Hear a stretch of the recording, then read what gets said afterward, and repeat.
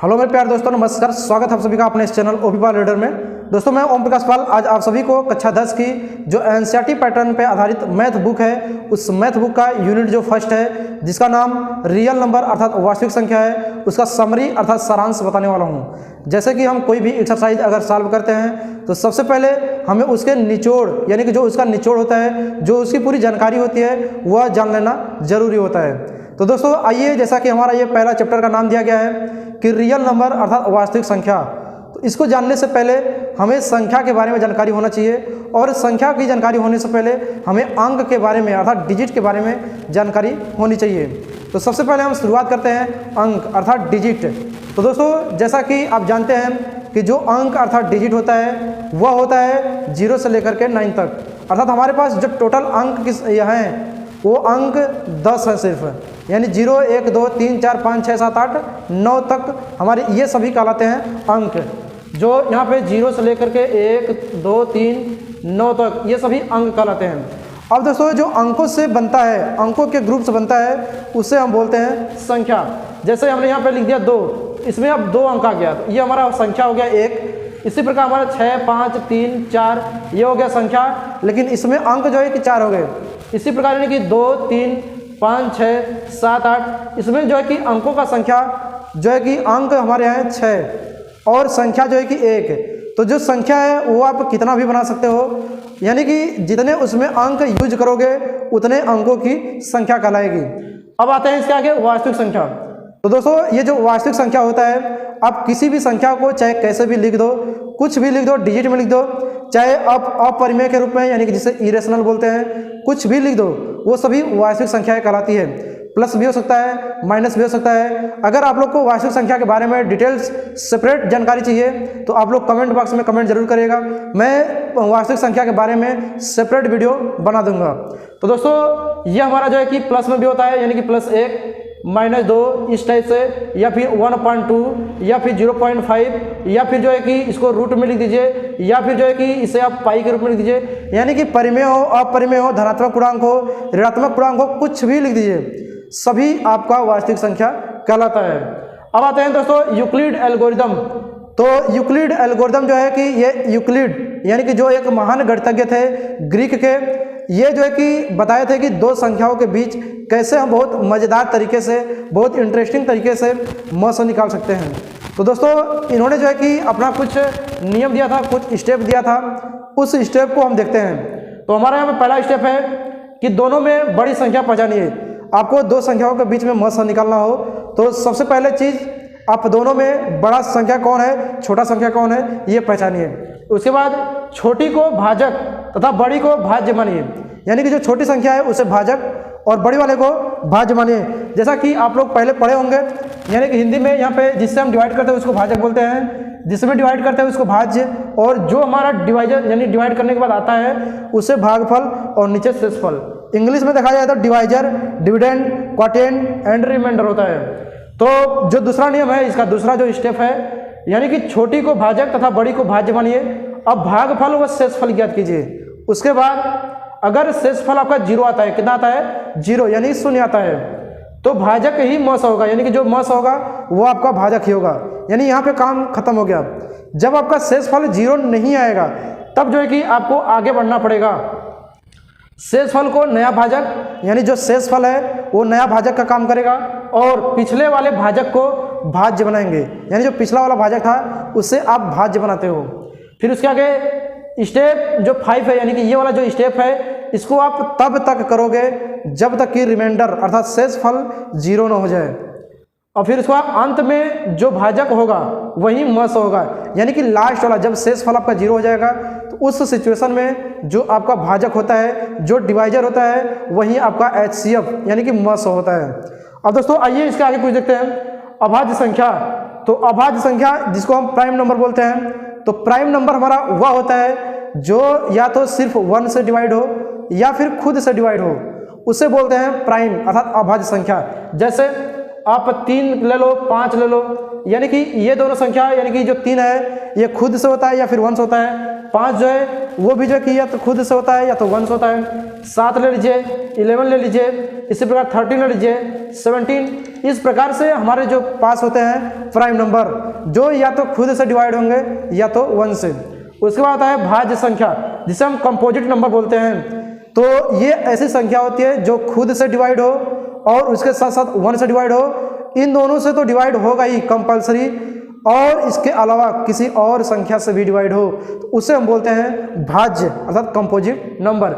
जैसे हमने यहाँ पे ले लिया 4, तो ये 4 जो है कि 1 से भी डिवाइड होगा और खुद से भी डिवाइड होगा, उसके अलावा ये 2 से भी डिवाइड होता है। इसी प्रकार 10 है, ये 1 से भी होगा, 2 से भी होगा, 5 से भी होगा और 10 से भी होगा। तो ऐसे संख्याओं को हम बोलते हैं कंपोजिट नंबर। अब आता है दोहरा अभाज्य संख्या, जिसे बोलते हैं ट्विन प्राइम नंबर, यानी कि ऐसी दो प्राइम नंबर जिसके बीच में डिफरेंस यानी अंतर जो है सिर्फ और सिर्फ 2 का हो, वो प्राइम नंबर होना चाहिए। जैसे देखिए ये 3 है और 5 है, तो 3, 5 के बीच में अंतर कितने का है? 2 का है, तो ये ट्विन प्राइम हो गया। अब इसी प्रकार 11 और 13, तो इसको बोलेंगे ट्विन प्राइम, यानी कि ऐसी दो प्राइम नंबर जिसके बीच में अंतर सिर्फ और सिर्फ 2 का रहे। अब आता है इसके बाद सअभाज्य संख्या, जिसे हम बोलते हैं को प्राइम नंबर। देखिए दोस्तों, ये क्वेश्चन अक्सर एग्जाम में 1 नंबर में या ऑप्शनल क्वेश्चन में पूछता है। को प्राइम नंबर क्या होता है? यानी को प्राइम नंबर ऐसे नंबर होते हैं जो 2 नंबरों के बीच में सिर्फ और सिर्फ एक मस मिले, इसके अलावा किसी कोई और मस नहीं मिले। जैसे ये 5 है, ये 7 है। अब ऐसा क्या हमारा मस है, ऐसा हमारा क्या संख्या है जिसका डिवाइड इसमें भी चला जाए, इसमें भी चला जाए, तो सिर्फ और सिर्फ 1 होगा। जब आपका मस जिसे आप HCF बोलते हो, अगर 1 मिले तो वह नंबर दोनों कहलाएगा हमारा को प्राइम नंबर। अब इसके आगे हम कुछ नोट्स देख लेते हैं। 1 जो है कि न ही भाज्य है और न ही अभाज्य है, यानी कि जो 1 होता है इसको न तो भाज्य बोलते हैं और न ही अभाज्य संख्या बोलते हैं। 2 सबसे छोटी अभाज्य संख्या है, जो 2 है वह सबसे छोटी अभाज्य संख्या यानी कि आपका प्राइम नंबर कहलाता है। 2 केवल सम अभाज्य संख्या है, यानी कि सम मतलब even prime number. Even prime number जो है वह सिर्फ और सिर्फ एक ही संख्या है, और वह देखते हैं अगला मस, यानी कि 2 संख्या, जैसे मान लिया कि हमने यहाँ पे ले लिया 8 और 12। ऐसी कौन सी बड़ी से बड़ी संख्या है जिसका डिवाइड इन दोनों संख्याओं में चला जाए? तो आप बोलेंगे कि 4 ऐसी संख्या है, तो यानी कि इन दोनों का मस जो है कि 4 होगा। यानी कि मस निकालने के लिए आप क्या करते हो कि ऐसी कौन सी बड़ी से बड़ी संख्या है जिसका डिवाइड दोनों में चला जाए, यानी कि दोनों जो पद दिया गया हो उन दोनों में चला जाए, वही उसका मस कहलाता है। इस मस को निकालने का गुण, यानी मस प्राप्त करने के जो गुण होते हैं, तो सबसे पहले आप दोनों को प्राइम फैक्टराइजेशन करो, यानी कि जो अभाज्य गुणनखंड करते हो इसका भी अभाज्य गुणनखंड करिए, इसका भी अभाज्य गुणनखंड करिए। उसके बाद इन दोनों गुणनखंडों में जो चीज़ कॉमन है उसको आप बाहर लिख लो और फिर कॉमन वाले चीज़ को मल्टीप्लाई कर दो, वही होता है मस। अब दोस्तों आगे आते हैं लॉस, यानी कि अब जैसे मान लीजिए कि इसी दोनों का 8 का और 12 का लॉस क्या होगा? तो जो लॉस होता है ऐसी कौन सी या फिर ऐसी बड़ी से बड़ी संख्या जिसमें इन दोनों का डिवाइड हो जाए। तो आप सोचिए कि ऐसी कौन सी संख्या है जिसमें इन दोनों का डिवाइड हो जाए, तो आप बोलेंगे 24। तो जी दोस्तों, इसका जो लॉस होगा वह होगा 24। यानी कि लॉस को निकालने के लिए आप क्या करते हो, आप बड़ी से बड़ी संख्या सोचो जिसमें जितने पद दिए गए हो उन सभी का डिवाइड हो जाए। इसमें क्या होता है, यानी कि ऐसी कौन सी बड़ी से बड़ी संख्या है जिससे डिवाइड हो जाए, और ये क्या है, ऐसी कौन सी बड़ी से बड़ी संख्या है जिसमें डिवाइड हो जाए, जिसमें डिवाइड हो जाए, जिससे डिवाइड हो जाए। जिससे डिवाइड होगा वो मस हो, जिसमें डिवाइड होगा वो लॉस हो।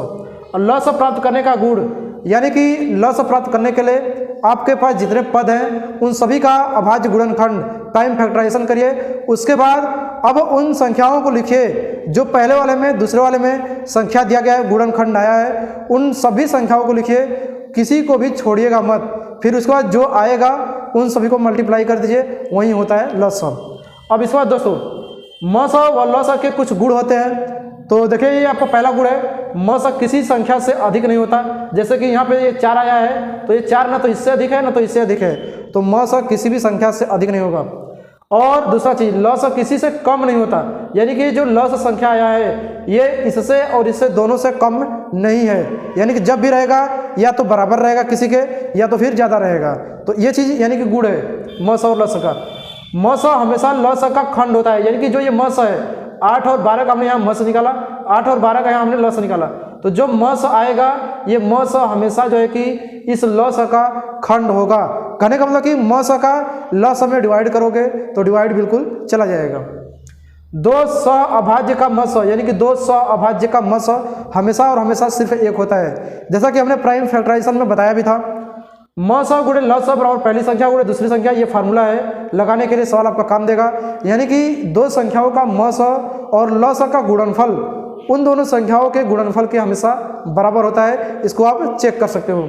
और फिर आगे आता है परिमेय संख्या, और यानी परिमेय संख्या जिसे आप बोलते हो रेशनल नंबर, और दशमलव संख्या जिसे आप बोलते हो डेसिमल नंबर। तो परिमेय संख्याओं को आप डेसिमल नंबर में चेंज कर सकते हो और डेसिमल नंबर को आप रेशनल नंबर में चेंज कर सकते हो। परिमेय संख्या जिसे नंबरेटर ऊपर हो और नीचे डिनोमिनेटर हो, अर्थात अंश बटे हर, और दशमलव संख्या यानी कि ये पॉइंट में रहेगा, तो इस 1 में इस 2 का डिवाइड करोगे तो आपका डेसिमल आ जाएगा। इस डेसिमल से यानी कि जब रेशनल लाओगे तो ये चीज़ हो जाएगा। तो अब फिर आगे आता है आपका दशमलव संख्या। जो दशमलव संख्या होता है ये 2 टाइप्स का होता है, एक होता है शांत और एक होता है अशांत। शांत यानी कि टर्मिनेटिंग, अशांत यानी कि नॉन टर्मिनेटिंग। तो टर्मिनेटिंग वह होता है जो डिवाइड करते करते कहीं ना कहीं कट जाएगा पूरा, उसे बोलते हैं शांत। यानी कि यहाँ पे शांत संख्या यानी जो टर्मिनेटिंग संख्या, तो डिवाइड करने के बाद कहीं ना कहीं वो कट जाएगा। जैसे 1/2 में डिवाइड किए तो ये हमारा 0.5 आ गया, तो ये हमारा शांत हो गया। जैसे ये 0.296 आ गया, तो ये हमारा शांत दशमलव है। क्या ये? शांत दशमलव। अब आता है अशांत दशमलव। तो जो अशांत दशमलव होता है यह कहीं शांत नहीं होगा, यानी कहीं रुकेगा नहीं। तो आप इसको इस प्रकार से बोल सकते हो 0.9234568, मतलब कुछ भी आता रहेगा, तो इससे बोलते हैं अशांत दशमलव। लेकिन दोस्तों अशांत दशमलव जो होता है इसमें भी कुछ खास बात है, यानी कि ये पुनरावृत्ति अशांत संख्या कुछ होता है, कुछ बिना पुनरावृत्ति का होता है। तो जो पुनरावृत्ति होता है वो कहीं ना कहीं एक लिमिट के बाद फिर बार बार वही संख्या आने लगेगा। जैसे अगर आप ले रहे हो कि 0.252525 इस प्रकार से आ रहा है, तो इसे आप बोलते हो पुनरावृत्ति। इसे आप लिख सकते हो 0.25 के ऊपर बार, यानी कि इस संख्या को हम बोलेंगे पुनरावृत्ति दशमलव संख्या। अब आगे आता है इसके आगे दोस्तों शांत दशमलव के कुछ गुण होते हैं। तो शांत दशमलव के गुण ऐसे होते हैं कि जिस भी किसी संख्या के नीचे 2 लिखा हो वह शांत होता है। जैसे यानी कि 1/2 लिखा हो, 3/2 लिखा हो तो वह शांत होगा, या फिर किसी संख्या के नीचे 5 लिखा हो तो भी शांत होगा, या फिर किसी भी संख्या के नीचे इस 2 और 5 का गुणनफल हो तो भी वह शांत होता है।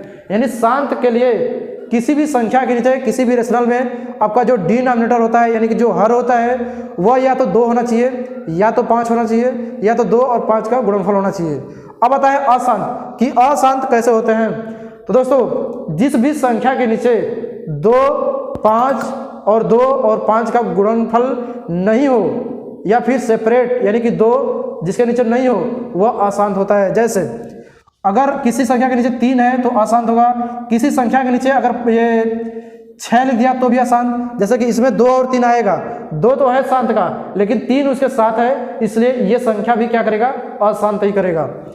किसी के नीचे 7 हो, अब यानी किसी के नीचे 11 हो, किसी के नीचे 13 हो, इस प्रकार से यानी कि शांत वाले सिर्फ 2, 5 का गुणनफल होना चाहिए, या तो 2 का हो, या तो 5 का हो, या तो 2, 5 दोनों का हो। इन सभी के अलावा अगर नीचे कुछ भी आता है तो वह हमेशा क्या कहलाएगा? अशांत संख्या, अशांत दशमलव संख्या कहलाएगा। तो दोस्तों ये था हमारा जो पहला चैप्टर है वास्तविक संख्या का समरी और सारांश। तो दोस्तों आप लोग को यह वीडियो कैसा लगा आप लोग कमेंट करके जरूर बताएं। अगर अच्छा लगा हो तो चैनल को लाइक करें, सब्सक्राइब करें और आगे शेयर करें। तो दोस्तों फिर मिलते हैं अगले वीडियो में आपका एक्सरसाइज 1.1 को लेकर के। तब तक के लिए नमस्कार, धन्यवाद, जय हिंद, जय भारत।